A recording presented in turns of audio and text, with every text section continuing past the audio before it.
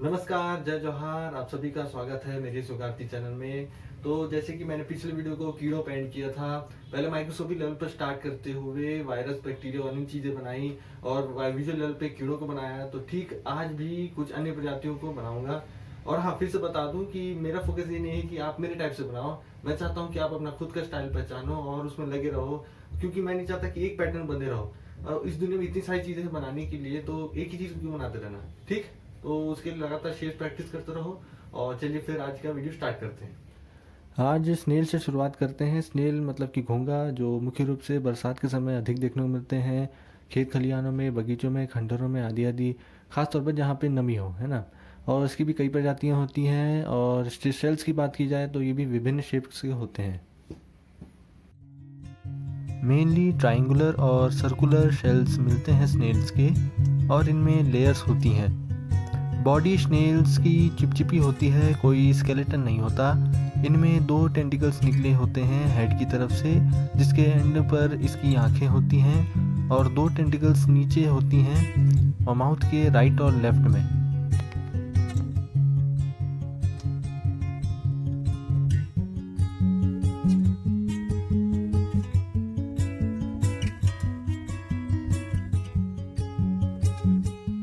और ये है कोन स्नेल। ये समुद्र में मिलते हैं और समुद्र में पाए जाने वाले कुछ सबसे जहरीले जीवों में से एक हैं। ये बाकी स्नेल्स की तरह नहीं दिखते। एक लंबी सी ट्यूब बाहर निकली होती है और इनके शेल्स काफ़ी खूबसूरत होते हैं। और ये है स्लग। समझ लीजिए एक बिना खोल का घोंघा है। बॉडी बिल्कुल स्नेल जैसी होती है। इसकी भी बहुत सारी प्रजातियां होती हैं। अब इसके पास शेल तो है नहीं शिकारियों से बचने के लिए, तो ये अपने शरीर से लगातार चिपचिपा म्यूकस सेक्रेट करते रहता है, तो चलते हुए वो पीछे छोड़ता जाता है। और टेस्ट में भी बकवास रहता है। ये चिपचिपा होने की वजह से गले में भी फंस जाता है अगर कोई जीव इसे खा भी ले तो।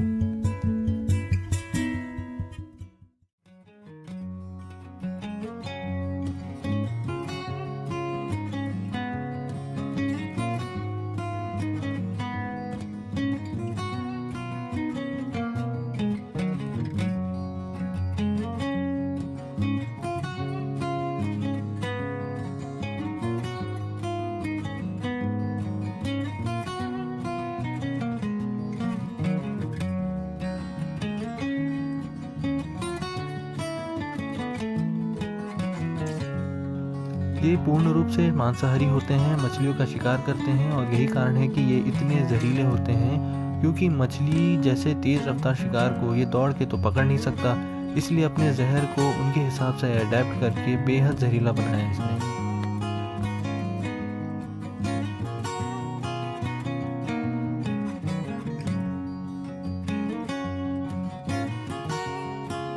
स्केच करते टाइम हमेशा याद रखना कि पहले हल्के स्ट्रोक से ही शुरुआत करें और उसके बाद धीरे धीरे डार्कर स्ट्रोक्स लगाते जाएं, जैसे मैं इस वीडियो में कर रहा हूं। और उसके बाद अपनी उंगलियों से रब कीजिए जिन जगहों पर आपको शेडिंग चाहिए।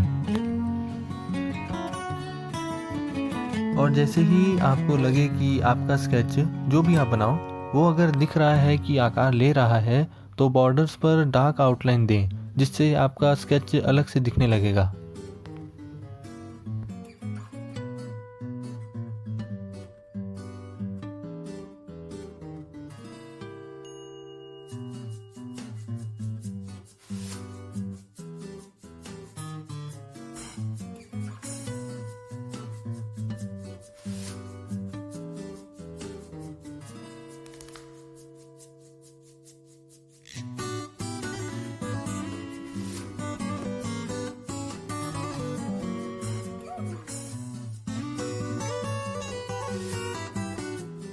और आखिर में ब्लैक पेन या ब्लैक मार्कर से अपने स्केच को फाइनल टच दें। और जिस पोर्शन पर आपको शेड चाहिए वहाँ पर ब्लैक मार्कर या पेन के स्ट्रोक्स को ज़्यादा रखें।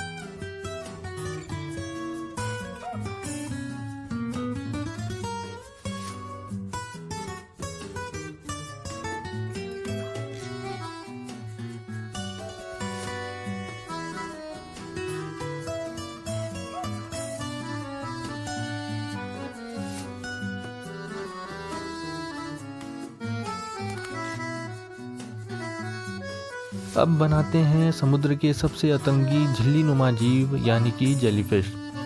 इनको बनाना ज़्यादा मुश्किल नहीं है, बस एक उल्टा कटोरी बनाना है और उसके नीचे ढेर सारे लंबे लंबे नूडल्स बनाने हैं जो टेंटिकल्स होते हैं।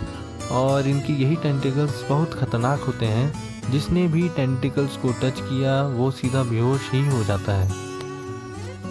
इनकी भी बहुत सारी प्रजातियां होती हैं अनेकों रंग की, और एक साथ जब ये समुद्र में आ जाती हैं तो मानो ऐसा लगता है समुद्र की दिवाली चल रही हो।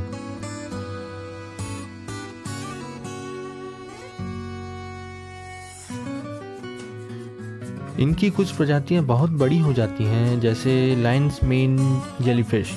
ये 7 फीट तक की ग्रोथ हासिल कर लेती है, जैसे कि आपने अभी फोटोज़ में देखा।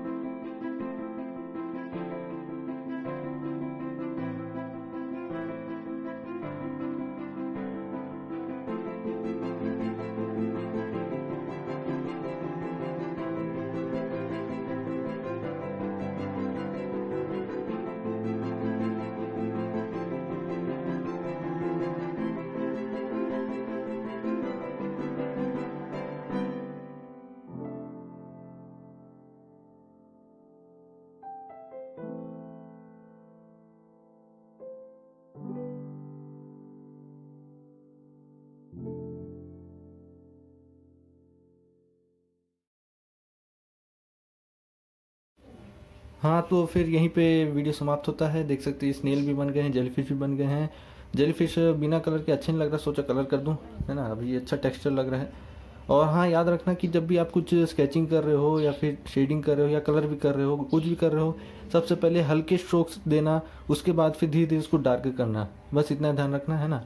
और चलिए फिर अगले वीडियो में मिलते हैं, कोई और अन्य प्रजातियों को बनाना प्रैक्टिस करेंगे।